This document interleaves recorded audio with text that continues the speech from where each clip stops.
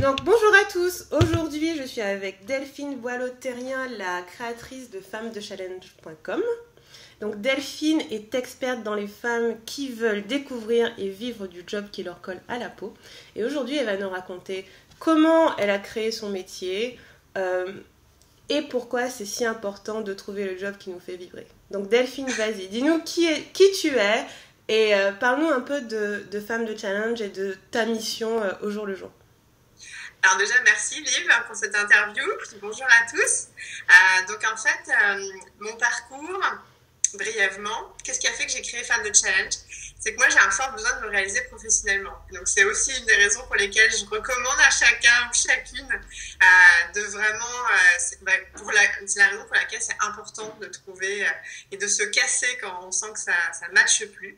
Parce qu'une fois qu'on l'a trouvé, on est tellement dans une énergie qui nous donne la détermination, la motivation et le plaisir au quotidien. Et donc, en fait, moi, je n'avais pas découvert tout de suite ce que je viens de vous dire. Comme vous, j'imagine, voilà, j'avais fait une dizaine d'années en ressources humaines. Et puis, quand, avec mon mari, on est parti à Shanghai, là, je me suis dit, bon, j'avais encore décroché un travail à Shanghai, dans un cabinet de chasseurs de tête. Donc, j'étais contente d'avoir trouvé autre chose. Mais je sentais bien que c'était toujours pas ce qui me satisfaisait. Et ça a été assez rapide de prendre en compte, de réaliser ça. Et donc, en fait, je me suis dit, bon, moi, je ne sais pas toute seule trouver ce qui me correspond, même si moi-même, quelque part, quand j'étais à Paris, responsable ressources humaines dans une société de système d'information, j'aidais un peu mes consultants, des fois, quand ils étaient affectés sur des projets, à trouver ce qu'ils voulaient. Et mais pour soi, c'est hyper difficile. Même en étant dans les ressources humaines, j'avais certaines habiletés, mais je ne savais absolument pas le faire pour moi. Et donc, du coup, je me suis fait accompagner par une coach qui m'a dit, voilà, je peux t'aider à trouver ce qui te colle à la peau, ce qui te plaît. Et bon, j'avais forcément déjà eu l'idée avant, mais c'est pas forcément toujours le cas, on n'a pas forcément toujours l'idée. Moi, j'avais eu déjà l'envie de me lancer dans le coaching. Et donc, partant de là, en fait, je me suis lancée et puis j'ai créé en fait en 2010 Femmes de Challenge. Donc ça, c'était quand, après 3 ans à Shanghai, je suis arrivée en fait aux États-Unis dans l'État de New York, où contente de me dire maintenant je sais ce que je veux faire. Et contente d'arriver aux États-Unis, souhaitant travailler avec des Américains, forcément toujours en avance sur plein de domaines où j'avais carrément envie d'apprendre d'eux. En fait, après 4 mois de réseautage, il n'y avait absolument pas d'opportunité possible. Donc, je me suis dit, ça ne va pas du tout, c'est pas dans le sens que je veux moi. Et donc, je me suis dit, comment faire pour vivre, en fait, de ce que j'aime faire, puisque c'était vraiment mon idée d'aider d'autres personnes. À ce moment-là, j'avais pas identifié des femmes en particulier. Mais en tous les cas, je savais que c'était pour trouver le projet professionnel qui donc aiderait mes clients à aller mieux. Et donc, en fait, en 2010, je me suis dit, quelque part, j'ai pas le choix. Il faut que je crée ma boîte. Et puis, localement, j'avais réfléchi au fait que si je restais bien alignée avec qui je suis et vraiment avec ce en quoi je pensais être bonne, en fait, il fallait que je sois vraiment avec des femmes francophones. Parce que même si je parlais bien anglais, j'avais coaché à Shanghai, j'avais testé, on n'est pas aussi alignés en termes de culture, en termes de langue. Et donc, en 2010... j'ai lancé finalement mon entreprise en ligne parce que là où j'habite à Rochester, c'est pas tout près de New York. Donc en fait, c'est quand même une ville très américaine et il y a une communauté de Français très petite. Donc il n'y a même pas d'association française. Et donc j'ai lancé Femmes de Challenge en 2010 tout en ligne. D'accord. Et depuis 4 ans, c'est en fait une activité 100% en ligne. Et depuis l'été dernier, maintenant, je commence à faire des événements de l'accompagnement en présentiel, donc à Paris et le mois de décembre à New York. Yes, super. Et du coup, donc tu fais un peu... beaucoup de gens commencent par le présentiel, puis finissent en ligne. Est-ce qu'à des moments, c'était difficile pour toi de gérer toute ta boîte en ligne? Quelles difficultés tu as pu rencontrer, quels challenges et aussi quels avantages ça a par rapport à faire du tout physique? Alors en fait, au tout début, j'ai pas eu le choix. C'est comme je te disais, pour moi, c'était forcément des clients francophones. Puis ici, soit il y en a, mais très très très peu. Et donc moi-même, en plus faisant un métier dans l'humain, je me suis dit, il faut forcément que je sois en présence. Donc là j'étais confrontée à un gros obstacle qui était, j'ai pas la clientèle sur place. Et en même temps, comment faire? J'avais pas le choix. Donc j'étais vraiment au pied du mur parce que moi j'avais cette intention de vraiment utiliser maintenant ce que je savais faire et ce que je voulais faire. Et donc en fait, c'est grâce finalement au fait d'être en Amérique du Nord que du coup j'ai gravité beaucoup dans la communauté québécoise parce que je me suis formée au coaching au Québec. Et là en fait, j'ai découvert que c'était possible d'avoir un business en ligne. Et là, j'ai considéré différemment mes propres croyances qui me mettaient finalement face au mur. Je me dis, tiens, et si c'était possible? Donc, je me suis formée pendant 1 an avec un coach en fait qui avait lui-même développé la méthode que je développe et de plus en plus. Et là, du coup, et puis j'avais aussi la peur de me dire, est-ce que mes clientes, elles vont accepter et me faire confiance pour un accompagnement complètement en ligne? Ouais. Parce que forcément, déjà moi, en tant que professionnelle, quelque part, j'avais des doutes.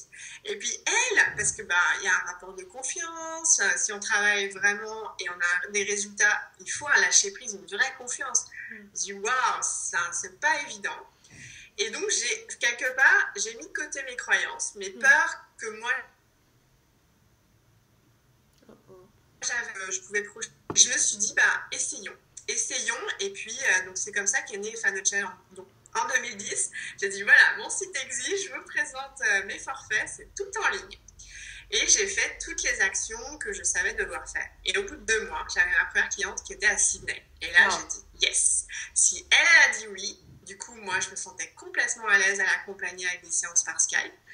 Et donc après, finalement, j'ai continué à avoir des clientes qui m'ont fait confiance. Parce qu'après, c'est une spirale, c'est-à-dire qu'à partir du moment où j'ai travaillé sur mes propres croyances qui me bloquaient, et j'ai arrêté d'anticiper ce que potentiellement mes futures clientes pouvaient avoir comme barrière, je me suis dit, il y a forcément des femmes qui seront ouvertes au fait de le faire tout en ligne.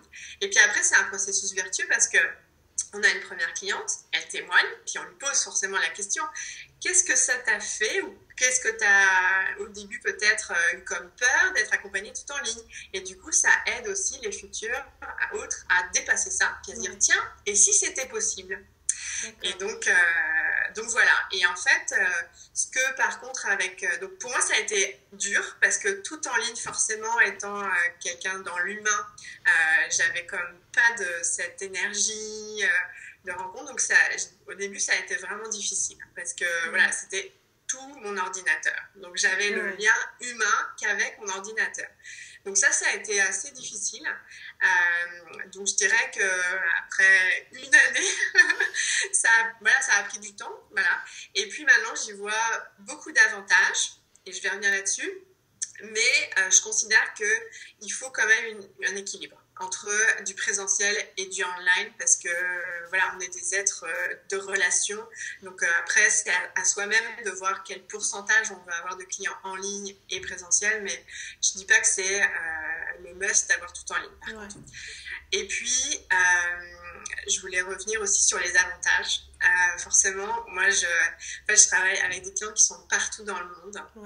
Et du coup, en fait, c'est 1 heure ou 90 minutes et j'éteins. Donc, je passe du Brésil à Budapest, à Moscou, genre dans la même journée. Wow. Et en termes de gestion du temps, c'est juste génial. Wow. Et comment tu fais pour le décalage horaire? Parce que j'imagine que tu as des zones où tu es complètement décalé. Super facile. En fait, j'ai mis en place dans mon agenda les séances clients que je veux avoir. Et ça fit ou pas. D'accord. Donc forcément, étant aux États-Unis, là, j'avais eu récemment une cliente en Nouvelle-Calédonie. Ouais. Donc du coup, j'ai des séances avec elle. Pour elle, c'est le matin. Pour moi, il est 4h l'après-midi. D'accord. Donc c'est faisable, en fait. C'est d'abord moi qui initie mon agenda, je dirais. Puis après, ça colle. Tu vois, j'ai des clientes à Pékin ou à Shanghai. Elle, c'est le soir, donc il est 20h, et pour moi, il est 8h du matin. D'accord. Donc tu te bookes pas de séance à 3h du mat juste pour... Non, parce que du coup, ce qui est important aussi quand on est entrepreneur, c'est de respecter son équilibre de vie. Ouais. Donc, on peut pas s'écarteler et faire en sorte que ce soit le client qui dicte son agenda. Bien sûr. Donc, il faut vraiment faire l'inverse. Et puis, forcément, si les clientes sont vraiment idéales, elles vont fitter dans l'agenda. Enfin, quelque part, il faut vraiment se rassurer par rapport à ça. Et tu parles de cliente idéale, mais qu'est-ce qu'une cliente idéale et comment tu détermines ça? Tu as des critères ou Alors là, en fait, la cliente idéale, c'est celle avec laquelle ou le client idéal, hein, après, c'est souvent, en fait, la personne avec qui tu es le plus en résonance. Tu sens que tu vas pouvoir lui apporter vraiment tout ce que tu sais. C'est-à-dire que moi, j'apporte forcément mon expertise de transition de carrière et d'entrepreneuriat, mais je suis aussi maman, je suis aussi épouse, je suis aussi une femme. Donc, j'ai aussi mes 4 facettes. Donc, moi, quand j'accompagne mes clientes, elles sont idéales parce que déjà, je peux leur apporter tout ça. Et déjà, en premier lieu, elles ont aussi le fait qu'elles ont besoin de se réaliser professionnellement pour se sentir heureuses. Donc, on est vraiment très... Et donc, la cliente idéale, souvent, c'est son propre miroir, en fait. C'est soi-même. Et en plus d'être soi-même, c'est une cliente qui ne négocie pas les tarifs parce qu'elle a compris que toute la valeur qui était apportée, donc c'est pour ça qu'il y a un système de package, mais bon, il y a d'autres choses à prendre en compte, mais l'idée, c'est qu'en fait, quelque part, elle a compris déjà à travers le site, à travers la rencontre, le premier contact, que elle va avoir les résultats qu'elle attend. Et donc, en fait, quelque part, l'argent, c'est juste un moyen. C'est pas une fin en soi. Oui. Donc, ta cliente idéale, c'est quelqu'un qui est conscient de l'importance de prendre un peu son avenir en main et qui, du coup, n'a pas peur d'investir et le temps et l'argent pour le faire, quoi. En elle. Parce que c'est toujours comment dire, on investit en soi. Moi, je suis juste une facilitatrice pour atteindre un résultat. Sachant que moi, comme je l'ai expérimenté, ma méthode, je l'ai éprouvée, c'est ça que je veux en fait. D'accord, c'est la possibilité d'investir en soi-même. C'est ça. D'accord. Ah, c'est intéressant du coup de voir cet accompagnement, finalement, c'est pas une fin en soi, c'est un moyen d'obtenir des résultats encore par la suite. Donc ton objectif, c'est que ta cliente puisse continuer à grandir une fois que c'est fini. Et c'est pour ça que les forfaits, il y en a plusieurs, et que, entre guillemets, on pourrait du coup travailler ensemble encore et encore et encore. Parce que moi, en fait, forcément, j'ai ma propre quête personnelle, donc je continue à me former et à me faire coacher pour avancer. Donc ça veut dire qu'il y a aussi plus de valeur que j'apporte à mes clientes. Donc si elles le souhaitent, on peut continuer à travailler ensemble. D'accord. Et c'est la raison pour laquelle j'enrichis toujours mes forfaits, et donc les prix aussi augmentent de fait. D'accord. Non, c'est super intéressant. Et j'avais vu, on s'était rencontrés du coup à Paris à l'une des conférences et on avait parlé pas mal de prix et de comment fixer le prix. Et je sais que c'est un sujet qui est important pour les entrepreneurs et les entrepreneures parce que j'ai l'impression qu'on a tendance à fixer des prix soit trop bas, soit de pas savoir, soit de pas être à l'aise. Donc du coup, est-ce que tu aurais un conseil sur comment déterminer le juste prix pour nos services ? Alors, ma réponse, elle va pas être hyper directe comme ça, parce que, en fait, ce qu'il faut savoir, c'est qu'il n'y a pas de juste prix. D'accord. Le prix, en fait, comme nos tarifs sont le miroir, le reflet de notre estime personnelle.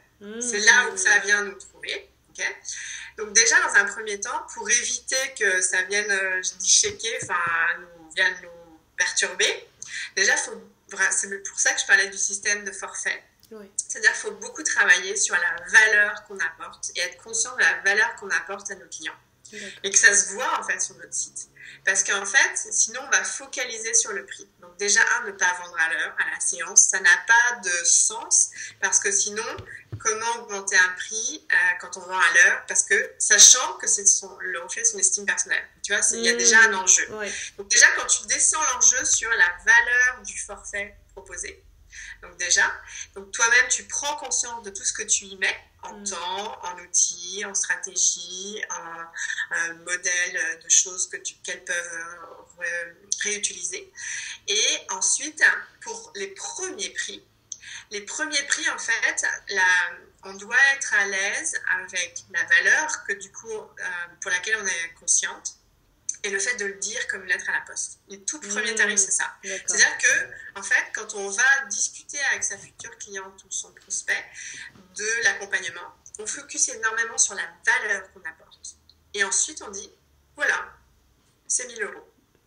Comme ça. Oui, et ça doit passer de manière fluide, sans... C'est ça. C'est ça parce qu'en fait, dans les l'échange humain, il y a toujours ces côtés un peu énergie, feeling, etc. Puis ça se sent consciemment ou inconsciemment si la personne qui dit son tarif est à l'aise ou pas. Et c'est un message un peu subliminal qui fait que la cliente potentielle, elle prend ou elle prend pas aussi. Tu vois, en plus de la valeur qu'elle perçoit, etc. Et donc, et puis une fois que c'est enclenché, je dirais, comme on commence à avoir des clients, forcément sa confiance en soi, son estime personnelle augmente. Et donc le fait est qu'on va aussi mettre plus de valeur dans ces forfaits et on augmente les prix. Donc le prix, c'est juste un reflet de la valeur qu'on donne à nos propres produits. Ouais. C'est ça. D'accord. Super intéressant. J'espère que... Pardon. Non, et forcément, il y a aussi l'idée qu'il faut travailler aussi sur la projection financière, de combien on veut gagner. Enfin, il y a un côté aussi un peu plus rationnel à prendre en compte. Mais pour démarrer, voilà, c'est un peu... Il y a beaucoup de feeling, en fait. Il y a un peu le côté... je fixe le prix en ligne avec ma valeur, mais je fixe aussi un prix que j'ai pas peur de dire. Mais c'est ça, parce que sinon... Voilà. Et Delphine, je voulais te demander, tu expliquais comment tu avais commencé à exercer ton métier et à accompagner les femmes à trouver le métier qui les fait vibrer. Pourquoi pour toi c'est important de trouver ce métier qui nous fait vibrer? Quel est l'enjeu? Est-ce que rester juste dans un boulot qu'on n'aime pas, ça passe aussi? Tu réponds à la question. J'essaie de répondre à la question. Non, forcément, c'est donner du sens à sa vie en fait. Parce qu'à partir du moment où on a trouvé ce en quoi on est bonne, ce qui fait qu'on se sent utile et qu'on a du sens dans sa vie, on veut tout être utile en fait. À un moment donné, on a toutes fait une carrière parce qu'on avait des diplômes, parce qu'on nous a conseillés, on nous a orientés, puis on n'avait pas la maturité pour se dire en fait non, c'est pas ça où je me sens bien, il y a quelque chose qui va pas. Et quand on sent que ça va pas puis qu'on a envie de se casser justement, c'est qu'on n'a pas le sens dans sa vie dont on a besoin. Et à partir du moment où on a du sens, ça veut dire finalement qu'on a comme une vocation, une mission. Donc, c'est plus un travail, en fait. Et donc, quelque part, on pourrait travailler tout le temps parce que ça nous anime, ça nous habite. C'est qui on est, en fait. Et donc, c'est un peu ce que je dis, c'est qu'après, c'est aussi notre façon de contribuer à changer le monde à notre échelle.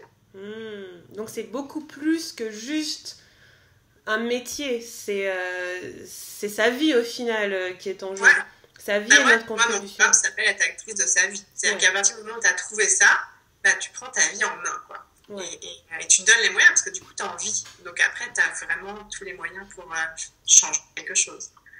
Et tes clientes, en général, elles viennent te voir à un moment où elles savent déjà qu'elles veulent changer, ou tu as des clientes qui sont même pas sûres encore de vouloir partir? Alors en fait, mes clientes, il y a deux cas de figure. Il y a une salariée qui sait qu'elle est frustrée. Elle se dit, voilà, moi je veux trouver enfin un sens à ma vie et me lancer. Moi, c'est forcément des femmes qui se lancent en entrepreneuriat après. Ou c'est des femmes qui sont déjà lancées, qui n'ont pas en fait les clients, qui savent pas du coup faire toutes ces actions qui leur permettent d'avoir des clients en continu, puis de vraiment vivre en fait de ce qui les passionne. Puis après, il y a le troisième profil, je dirais, plus avancé, qui, elles, en sont à savoir avoir des clients de façon automatique. Et par contre, là, elles en sont au niveau où elles créent leur équipe. D'accord. Parce que, comme je le dis toujours, on peut pas faire ça toute seule. Oui, c'est plus difficile, pas vrai. Et du coup, d'après toi, sur tous les cas que tu as pu observer, qu'est-ce qui bloque par moment pour empêcher de passer à l'étape supérieure ou de trouver cette mission de vie? Tu focalises sur la mission de vie, hein, sur la mission de vie, et puis après sur parce que tu as plusieurs niveaux d'accompagnement, je suppose, et du coup plusieurs challenges à chaque niveau. Et sur la première étape, parce que les lecteurs de Je me casse souvent sont au moment où ils veulent se casser mais sans trop savoir vers quoi. Donc dans cette partie de définition de sens et définition de vie, qu'est-ce qui bloque par moment, et comment on peut faire pour sortir un peu de ce qui peut paraître être un cul-de-sac ou une impasse? En fait, il faut changer de perspective. Parce que souvent, quand on est encore salarié puis on veut trouver, on est dans un schéma où tu as des compétences, tu as une expérience. Il y a un côté très mental, un peu rationnel. Quand on a trouvé vraiment, c'est qu'on est beaucoup plus intérieur. On touche à nos valeurs, on touche à en quoi je veux vraiment être utile. Puis, du coup, c'est vraiment se donner la permission de se dire, voilà, moi j'adore, je sais pas, coacher des enfants dans le sport, je dis n'importe quoi. Ouais. Mais souvent on se dit, ouais, mais ça je peux pas en vivre. Enfin, et en fait, il y a la barrière tout de suite du comment qui arrive. Ouais. Parce que des fois, c'est pas le manque d'idées qu'on a. C'est juste qu'après on dit, ouais, mais ça je peux pas en vivre. Ouais. Et en fait, c'est là aussi où ça met des barrières. Donc en fait, dans la première idée, ce serait de mettre à plat en fait ce qu'on aime vraiment faire. Vraiment. Et puis de voir en fait, moi je conseille souvent d'aller voir aux États-Unis, au Canada, ce qui existe en fait dans ce domaine. Parce que moi c'est grâce à ça aussi où ça m'a aidé à ouvrir mes horizons, mes perspectives. Parce qu'on a un schéma personnel, un schéma culturel forcément aussi en tant que Français. Et donc en fait des fois d'aller voir ailleurs la façon de penser. C'est intéressant de voir aussi, donc en tout premier lieu, voilà, savoir ce qu'on aime vraiment, ce qui nous passionne et ce qu'on aimerait faire tous les jours. Et donc après, réfléchir à comment faire pour le monétiser. Oui. Et donc d'abord se focaliser sur le quoi et après le comment. Oui. Parce que très très souvent, on fait très rapidement le comment. Et du coup, ça nous sabote complètement. Alors qu'on sait potentiellement le quoi. C'est vrai que c'est quelque chose que j'observe aussi. Souvent, on sait à peu près ce qu'on veut faire, mais il y a tellement de barrières qui nous empêchent. Et plutôt que de chercher, de voir les solutions pour y arriver et créer une nouvelle possibilité, on voit toutes les façons de ne pas y arriver qui empêchent de créer cette nouvelle possibilité. C'est ça. Puis je voudrais rajouter, Liv, de ne pas penser métier. Quand on est à la réflexion de ce quoi, pas dire, ah bah tiens, ça ressemble à être prof, ça ressemble à être psy. Non, en fait, c'est quoi ce que tu veux faire en dehors des étiquettes, des cases. Il faut vraiment penser hors des cases. Moi, mon métier, il n'a aucune case. Enfin, Donc, en fait, c'est vraiment se dire, ça ressemblerait à quoi hors des cases. Et puis après, de voir si on pense à différents métiers. Mais comme on n'a pas trouvé le métier, qu'est-ce que chacun de ces métiers, finalement, en quoi il m'attire. Donc, mettre à plat, du coup, moi, j'appelle ça les pièces du puzzle. Et une fois qu'on a fait ça, c'est de se dire comment je veux construire ce puzzle. Qu'est-ce qui fait que, finalement, il est aligné, puis il est construit comme il doit. C'est-à-dire ce fameux fil rouge, en fait, qui fait que c'est cohérent. D'accord. Parce que c'est souvent ça, des fois, on sait se dire, voilà, alors, ça, là, dans ce métier, voilà ce que j'aime dans l'autre, voilà ce que j'aime dans l'autre. Puis on a comme plein d'informations, mais on ne sait pas les matcher ensemble. Et donc c'est là où des fois, c'est se donner des permissions, de penser hors du cadre, justement. C'est pour ça que souvent, d'être accompagné, ça aide à se dire oui, ou à envisager les choses différemment. Et ça, c'est important, ce changement de perspective, justement. Oui, je suis complètement d'accord avec toi. Moi, la façon dont je le vois, c'est souvent partir d'une page blanche. Donc, sans oublier le passé, sans les barrières, sans les contraintes, sans les cases, et vraiment créer sur papier ce qu'on veut faire, quoi. Et du coup, c'est de l'ordre de l'imagination, d'un peu... c'est parfois fou, mais... ça permet de rentrer un peu plus à l'intérieur. Donc, je suis complètement d'accord avec toi. Voilà. Puis après, une fois que tu as le quoi, tu te dis, bon, comment c'est possible? Comment je peux gagner ma vie avec? Parce que ça, c'est le deuxième facteur très, très, très important. Parce que déjà, d'avoir passé l'étape de trouver le quoi, c'est déjà quelque chose. Mais le comment j'en vis. Parce que là aussi est la grosse, grosse difficulté. De se donner cette autorisation de se dire oui à ce qu'on aime, c'est une chose déjà importante. Et on n'a pas appris, en fait, à comment en vivre, comment le monétiser. Moi, personnellement, ça a été mon étape aussi. Je me suis dit, youpi lala, maintenant je sais, je vais être coach, je vais accompagner dans le projet professionnel. Je fais mon site. Puis genre, après, tu fais quoi? T'as forcément quelques idées. Et donc, tu peux avoir quelques clients, mais en avoir suffisamment pour arriver à en vivre et ne pas t'épuiser. C'est le deuxième. Donc, parce que l'épuisement aussi de l'entrepreneur existe. Donc, c'est les deux aspects. Savoir quoi faire pour en vivre et ne pas s'épuiser. Donc, ça veut dire ne pas, si tu es coach, enchaîner les séances, en faire 12 par jour pour amener un peu de cash et... Que tu sois coach ou autre. Mais effectivement, c'est vraiment avoir un équilibre de vie. connaître aussi quelles sont les étapes, se rassurer en apprenant les étapes qui font qu'on a des clients régulièrement. Parce que c'est ça aussi la peur. C'est de se dire, voilà, j'ai des clients, là, du coup, je travaille avec mes clients, puis, j'ai fini avec mes clients, il n'y en a plus là, il faut que je recommence pour en chercher. Donc, voilà, c'est du coup, apprendre à savoir comment générer des clients tout le temps. Du coup, on est rassuré par rapport au fait qu'on sait faire et mettre en place un équilibre de vie. Parce que, et moi, je sais que dès le début des accompagnements que je fais avec mes clientes, on met tout de suite l'emphase là-dessus. Tout de suite. Et on met en place vraiment tout ce qu'il y a d'important en termes d'entreprise et en termes d'équilibre de vie.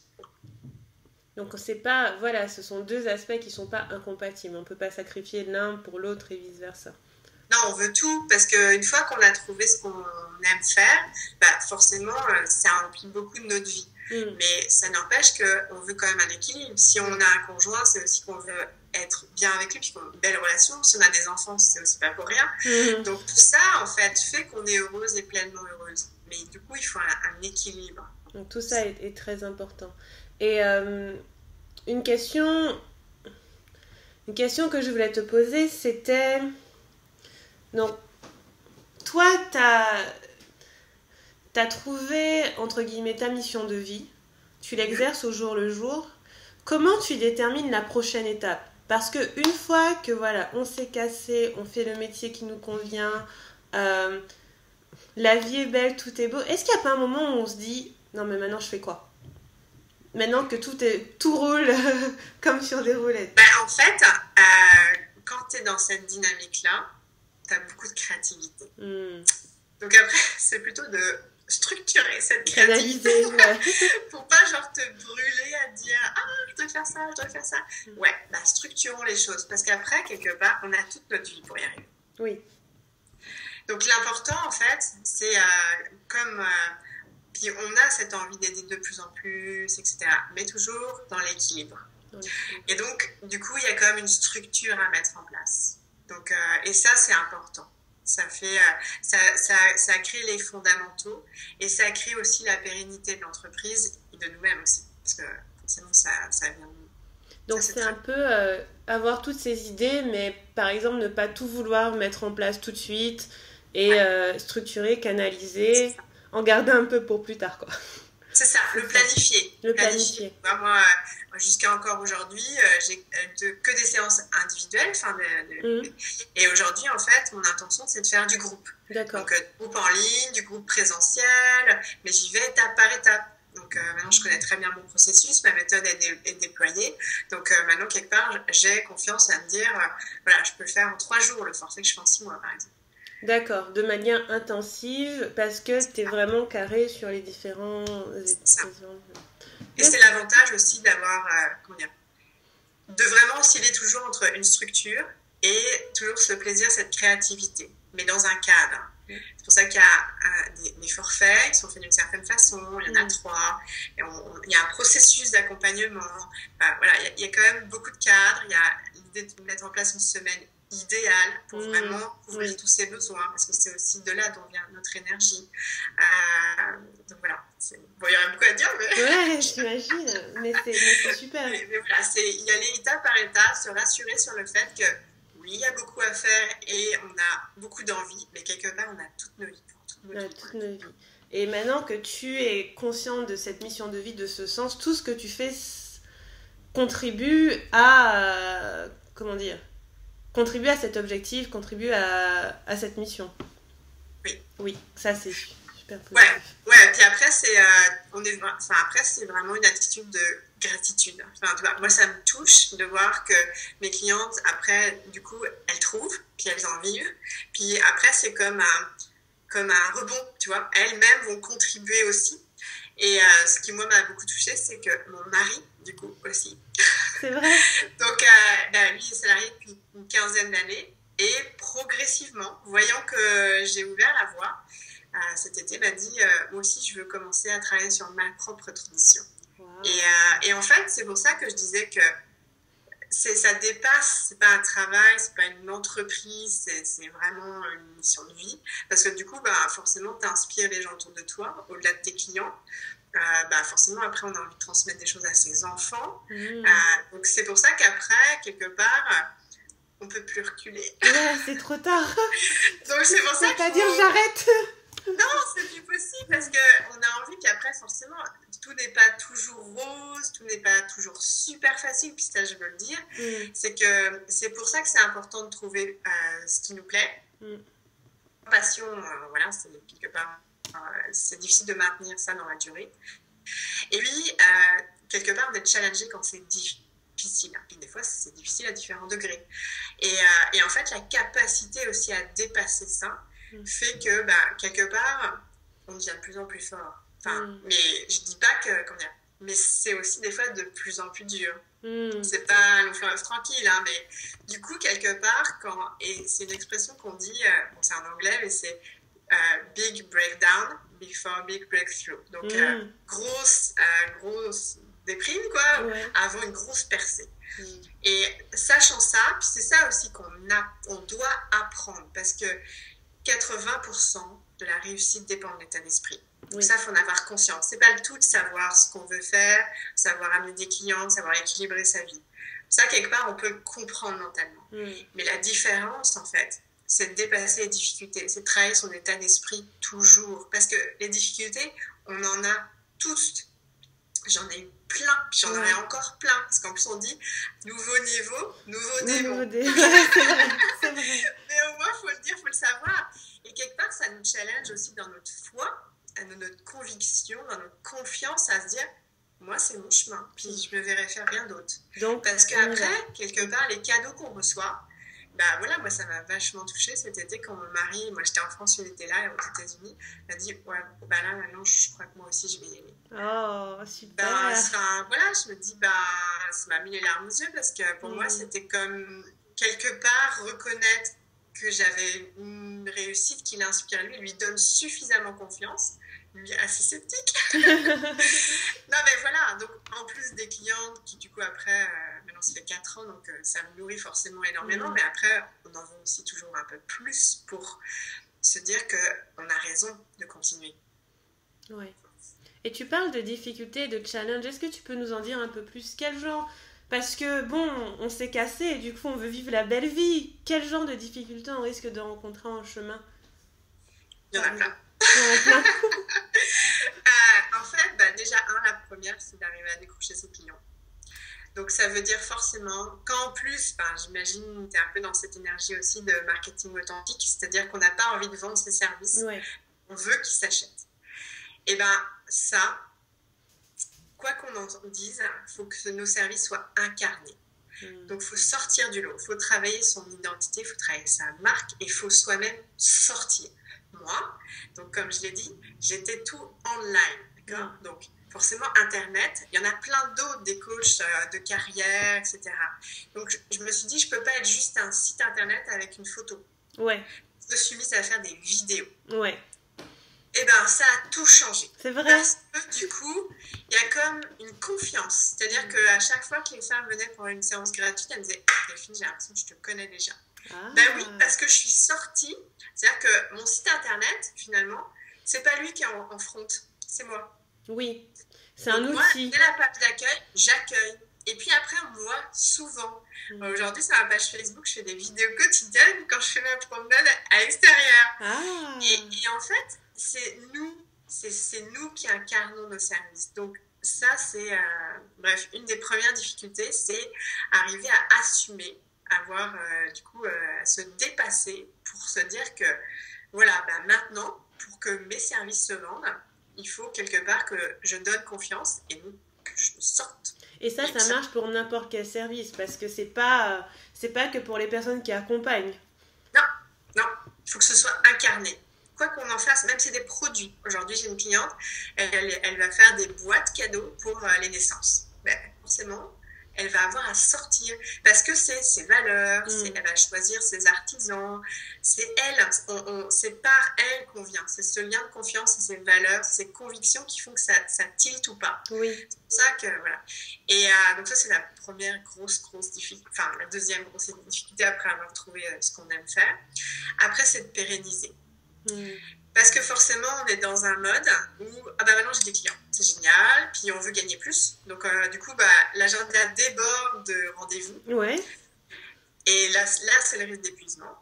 Parce que du coup, on est focalisé sur bon, maintenant, je sais que je peux avoir des clients, je veux vraiment gagner ma vie. Donc, forcément, dans ce qu'on croit, c'est je passe plus d'heures à faire de séances. Ouais. Parce que là, comme tu dis, tu cours au burn-out. Enfin, tout le monde a une limite de temps par jour. C'est ça.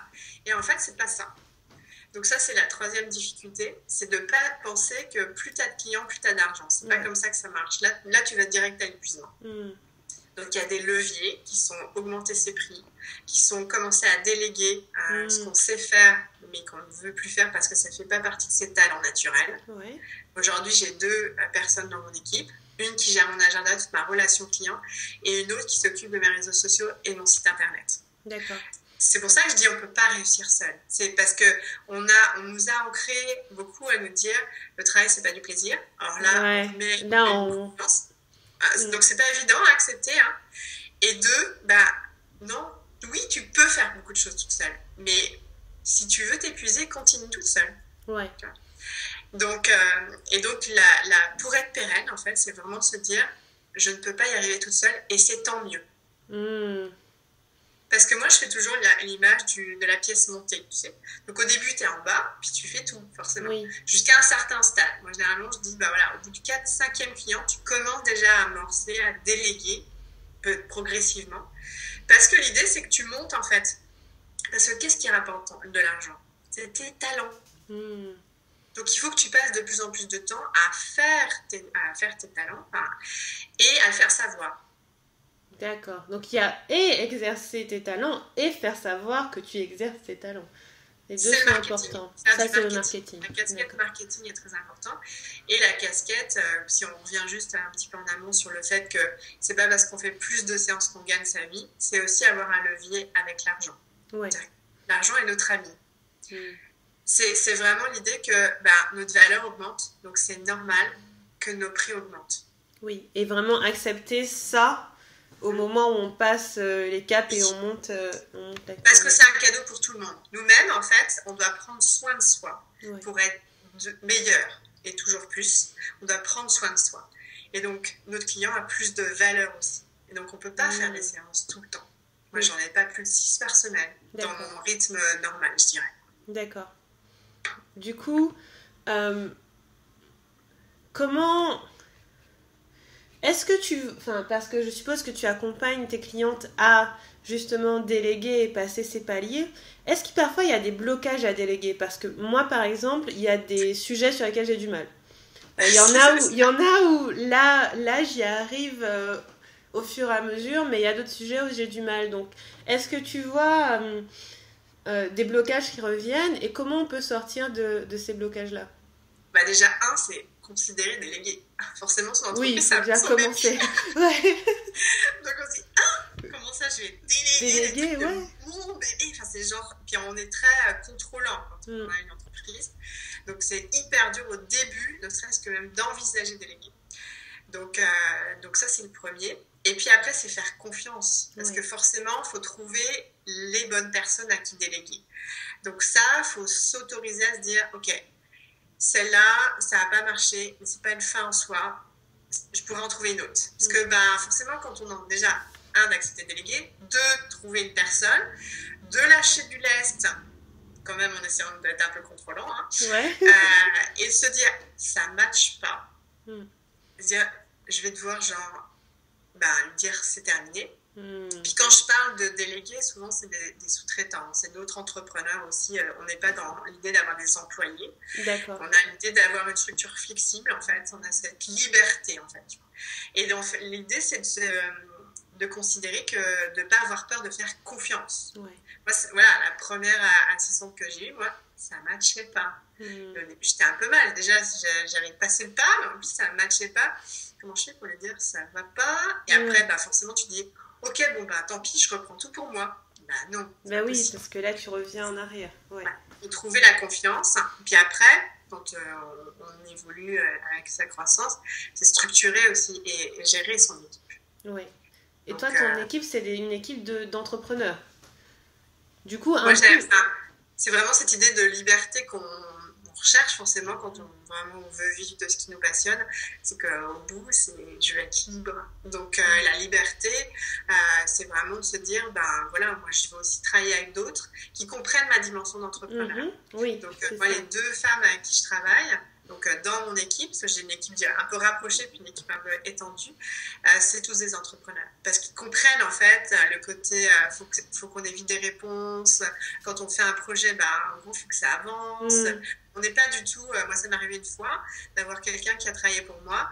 Et à un moment donné, on s'est rendu compte que ça ne matchait plus. Enfin, ce qu'elle faisait, c'était bien, mais elle pensait que moi, je ferais un travail. Et je lui dis, je suis désolée, voilà, c'était pas mon intention. Donc, on en est resté là. Enfin, c'était pas, voilà. Parce que l'idée, c'est que aussi, grâce au fait qu'on travaille ensemble, on évolue ensemble. Oui. Donc, ça peut, du coup, le contenu du poste évolue. Et ça peut évidemment arriver que la personne dise, moi, j'ai envie de continuer à m'envoler de mes propres ailes par ailleurs. Puis c'est OK avec ça. Ça, c'est OK. Donc, je vois. C'est collaboratif, du coup, impliqué.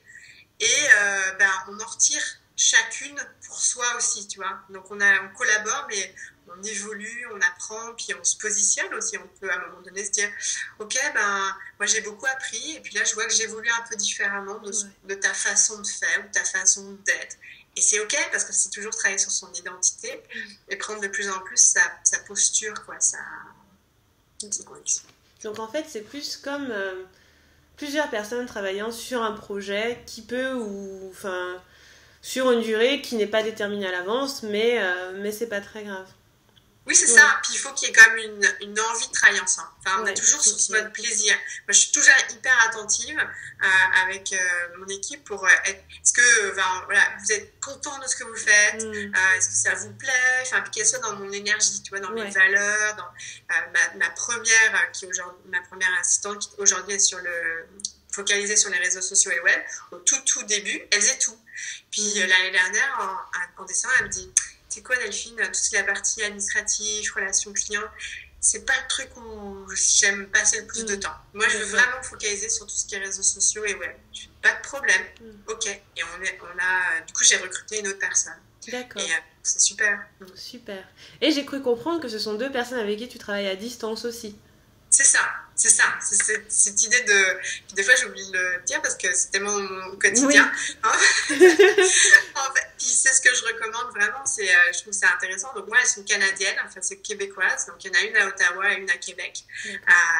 Et donc voilà, c'est à distance. Puis on se parle en fait tous les lundis. On a un outil de gestion de projet. Donc du coup, c'est un peu ce que je disais. C'est cadrer le plaisir d'être ensemble. Donc du coup, on est efficace. Et vous travaillez à 3 ensemble ou tu travailles avec chacune Chacune a son périmètre d'intervention. Mais quand on a des réunions tous les lundis, en fait, on balaye tous les sujets parce que c'est toujours cette idée d'être... elles sont aussi dans l'entreprise. Elles comprennent ce qui se passe, elles sont impliquées et elles sont capables d'en parler à d'autres, quoi. Donc, elles savent quels sont mes projets pour l'année. Donc, elles sont très, très impliquées. Et après, je peux avoir un mode projet avec chacune. D'accord. Ok. Donc, c'est super flexible, comme tu disais.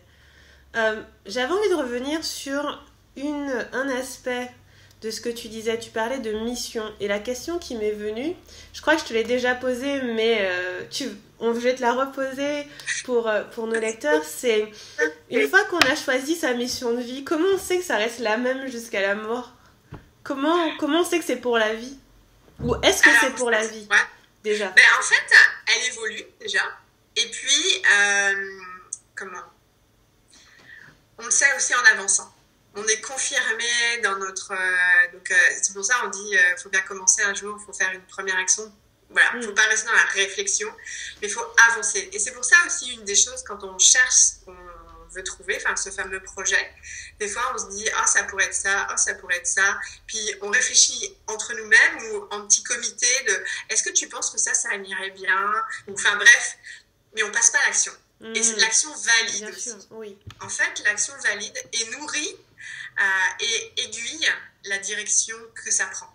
Donc en fait, il ne faut pas penser que c'est ce qu'on a pensé à un moment donné, ça va être la même chose jusqu'à nos 80 ans. Non. Ce sera pas ça. La façon de le faire sera différente. Et puis, on va avoir voilà, des rencontres, des opportunités de projets qui peuvent nous faire évoluer.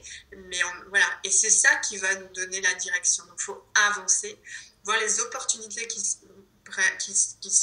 s'offrent et rester aligné aussi avant de prendre ces opportunités. Parce qu'en fait, un des pièges qui peuvent se trouver aussi quand à partir du moment où on se lance et on est visible, c'est qu'en fait, l'entourage ou les gens voilà, sur LinkedIn, les réseaux, disent « Ah, mais c'est génial ce que tu fais. Écoute, moi j'ai pensé à ça, on pourrait le faire ensemble. » Et en fait, ça peut arriver du coup qu'on se dise « Ah oui, c'est génial, j'y vais. » Sauf que c'est un peu la raison pour laquelle moi je travaille toujours avec mes clients à travailler leur identité. C'est-à-dire qu'au début, on est contente, on nous propose des choses, on vient juste quelque part de sortir de notre caverne, et puis on nous dit « Ah, c'est génial, il y a un machin qui pense à faire ça avec moi. » Puis c'est comme une reconnaissance, enfin, puis c'est bon, hein, je veux dire, mais ça n'empêche que c'est un moment où il faut faire attention et vraiment revenir, se recentrer et dire est-ce que ça c'est aligné avec moi, avec ce que je veux faire, et je me sens toujours dans ce plaisir et cette envie. Parce que sinon, on va s'éparpiller. Et là, pour le coup, notre mission, elle ne va pas être claire, ou elle va être diluée. Voilà, un peu diluée. Trop vite avec d'autres, par exemple, on n'a pas travaillé assez notre identité personnelle, et du coup, on va être en fusion avec d'autres. Et comment on sait qu'on est aligné ou pas ? Parce que tu as parlé d'alignement plusieurs fois. Ouais. Mais ça, on se sent bien. Enfin, on se sent bien dans sa peau, on se sent à l'aise avec la valeur de ce qu'on peut apporter. Puis cet alignement, en fait, il est toujours en train de s'améliorer. Enfin, et puis c'est ça qui fait qu'on développe aussi des convictions, on devient comme une experte de notre domaine. Parce qu'on commence à avoir validé qu'il y a certaines choses qu'on sait vraiment. Et puis en avançant, c'est cette idée on capitalise, on valide, du coup on a des convictions. Et donc on se sent de plus en plus affirmé en fait. Alignement, affirmation, ça pourrait être pas mal ensemble. Donc c'est cette idée de colonne vertébrale avec ses vertèbres. Donc ces vertèbres, c'est un peu les fameux morceaux du puzzle au début. Et on regarde comment ça se met. Est-ce que du coup on se tient droite ou pas? Puis plus on arrive, on sent que ça s'aligne bien, c'est ça, je sens bien que c'est le chemin. Puis je me sens de plus en plus en confiance, donc affirmée. Du coup, continuons sur cette route. Oui. Et ne pas avoir peur de dire non si quelque chose nous tire par là et que c'est pas la direction sur laquelle on veut aller. Ouais, au contraire, dire non. Dire non. C'est aussi ça peut aussi être une difficulté ou d'arriver à dire non. Parce que forcément, on a peur de perdre des options, de fermer des opportunités, alors qu'au contraire, ça c'est se dire un grand oui. Cool, super. Je veux te poser une de mes dernières questions. C'est, est-ce que tu peux nous dire ta mission de vie en une phrase? Ma mission de vie, c'est d'aider les femmes de challenge à découvrir la vie du job qui leur colle à la peau. Super. Pour être l'actrice de leur vie. Cool. Pourquoi que des femmes? Parce que je vibre à fond. Moi, je suis une femme, donc, et j'apporte tout. Je suis maman, je suis femme, je suis épouse. Et donc, j'ai l'impression d'apporter un maximum de valeur. Je suis aussi expat. Et c'est la raison pour laquelle, pendant 3 ans, ma niche a été celle-là. Et aujourd'hui, je travaille de plus en plus avec des clientes en France. D'accord. C'est pour ça que tu viens nous voir de temps en temps. Et tu peux nous en dire un peu plus sur tes projets, du coup, par exemple, ton prochain voyage en France, ça va être quand? Est-ce qu'on pourra te voir? Oui, alors maintenant que j'ai initié ça l'été dernier, donc chaque été, il y aura l'apéro des femmes de challenge. D'accord. Et il y aura également des journées VIP et sans doute des projets, alors j'ai pas encore finalisé, mais justement de retraite de 3 jours pour justement des femmes qui sont entrepreneurs et qui aujourd'hui sont en difficulté pour obtenir des clients dans cette approche de ne pas avoir envie de se vendre, d'en obtenir en continu de façon tout à fait authentique et de voir que leur revenu augmente. Et donc forcément on mettra en perspective leur équilibre de vie parce que ça c'est le fondamental. Super, donc du coup tu comptes venir l'été prochain et revenir chaque été, ou c'est pas encore déterminé pour la suite? Alors, c'est ça qui est bien avec l'entrepreneuriat, c'est qu'on sait à peu près se projeter dans les 6 prochains mois. Ouais, c'est ça. Et après, il y a des choses qui peuvent un peu changer. Donc, je peux te dire de façon certaine que je serai à Paris cet été. Et donc, il y aura l'apéro des femmes de Challenge. Et il y aura donc des événements aussi, un 3 jours et une journée VIP. Mais pour la suite, après, c'est en construction. Et puis, c'est un peu cette idée de se sentir de plus en plus aligné. Moi, mon projet d'aujourd'hui, mon intention de maintenant, quoi, c'est de faire du groupe. Donc, vraiment d'aider à formaliser un projet en ligne et un projet aussi de 3 jours en présentiel. Donc, par exemple, on ferait un en avril à New York. À New York. Et à New York, tu travailles avec des Françaises aussi, des francophones ou... Pareil, ouais, des Françaises. Et en fait, toujours dans cet alignement, c'est vraiment des Françaises. Culturellement, on est tellement... on connecte, en fait, cette connexion avec son client. Donc, oui, ce sera des Françaises à New York. Super. Est-ce que tu peux donner un dernier conseil à nos lecteurs et lectrices pour se casser en toute sérénité? Se faire confiance. Se faire confiance et se dire qu'on n'a qu'une vie. Sans se mettre la pression, mais se dire que oui, c'est possible et trouver les moyens. Super. Parce qu'on n'a qu'une vie et puis autant la vivre en étant heureux. Génial. Eh bien, merci beaucoup Delphine. C'était super enrichissant. Énormément de conseils, de contenu. J'ai hâte d'avoir les retours de nos lecteurs. Et aux lecteurs, si une fois que vous aurez vu cette vidéo, n'hésitez pas à poser vos questions dans les commentaires. Je suis sûre que Delphine sera ravie d'y répondre. Et on espère te voir l'année prochaine. Ouais, puis si ça leur dit, j'ai fait une conférence que j'ai mis en téléchargement gratuit sur justement les 6 étapes de la transition. Super. Donc, du coup, voilà, c'est à peu près 1 heure, je crois, de conférence. Donc, voilà, si ça mettra encore plus en perspective ce que j'ai partagé avec toi aujourd'hui. Ben, génial. Vous retrouverez du coup le lien sur l'article qui sera en bas de la page. Super. Merci beaucoup, Liv. Merci Delphine.